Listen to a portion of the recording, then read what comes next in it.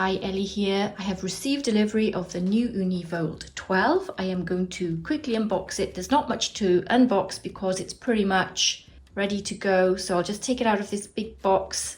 Just open the top lid and you've got a stone beautifully wrapped. No chance of that smashing in transit. UK plug. Wooden frame. Yeah, there's that much packaging. Not too bad. Gonna lift this out and put it on my worktop.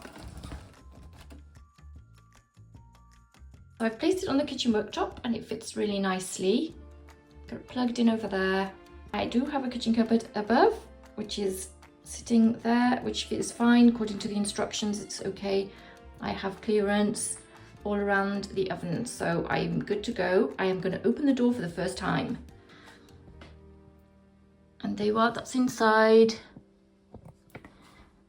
The oven. Those are the elements, and it's got some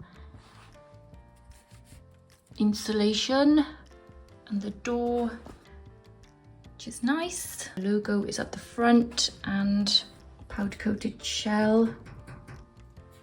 And now I'm going to put the stone in.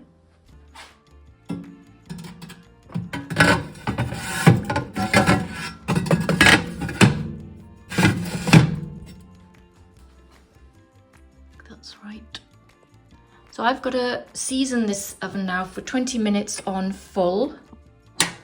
If you just twiddle the dials after you turn it on, it actually doesn't do anything. These lights don't come on. What you've got to do is you press that. So there was us twiddling these like forever, pressing all of these in, checking the manual.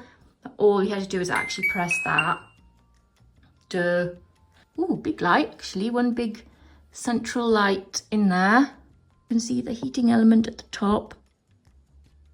So if this is as clean as it gets, this is it. I've got to season it now, so I'm going to put it on. Now I've actually worked out how to turn it on.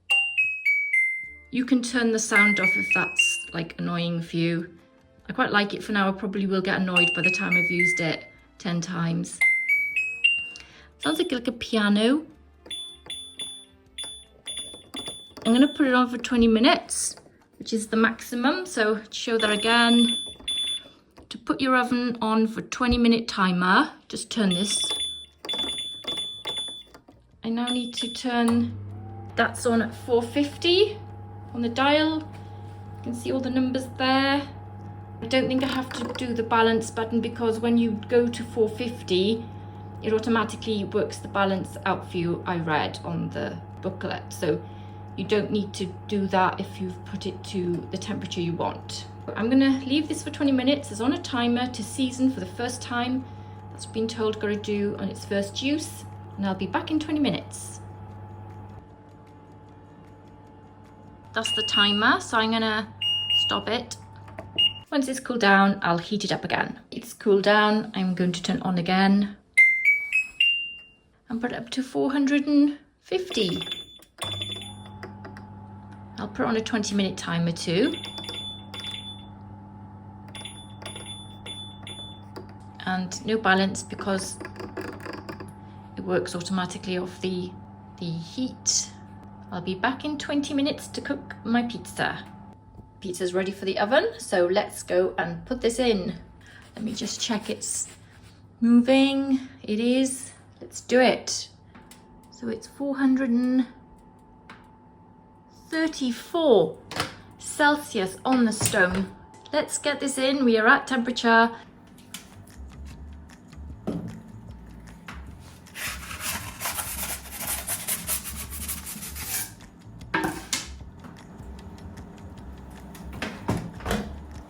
I make lots of pizza videos using all the Ooni ovens and the rock box.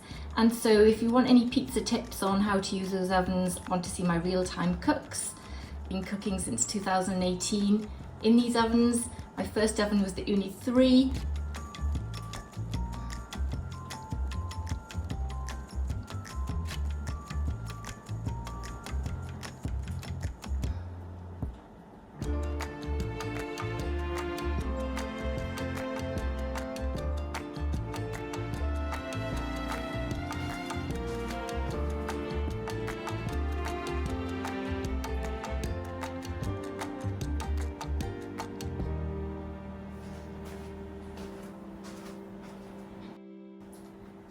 So it says in the instructions to rotate it after every 20 seconds if you've got it on full heat like I have. So I am gonna use my peel and rotate it every 20 to 30 seconds. So I don't know why I need to rotate it, because there's no flame at the back to rotate it away from. Should be just like a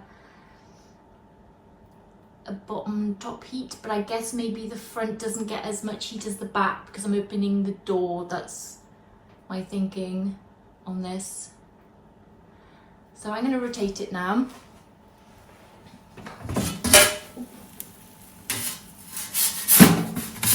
Gosh.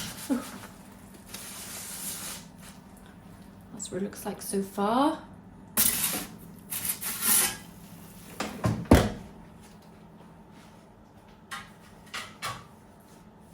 Looking at the pizza whilst I rotated it then, it looked very similar to all the way around.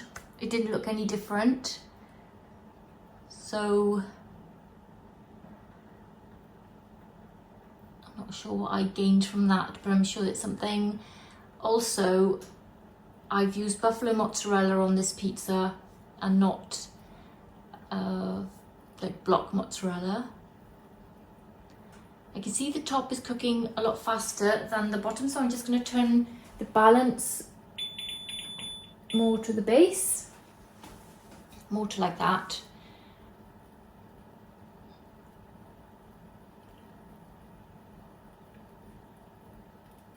Right, I'm going to turn again.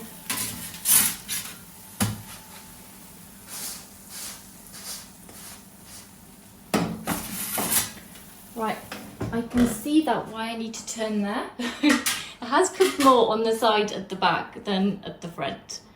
That's interesting. But I think I'm nearly done. I'm going to do it now. I think I'm going to overcook it. Done.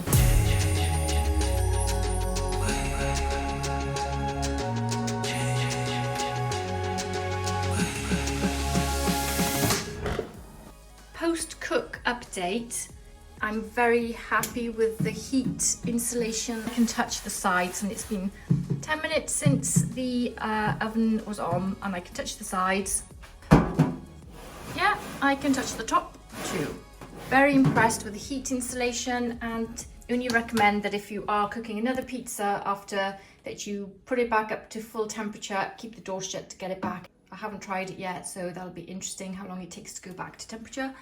And that's the state of my stone in there. Let's cut this up.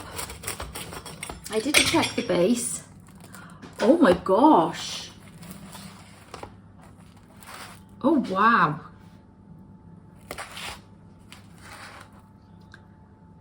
That, I am like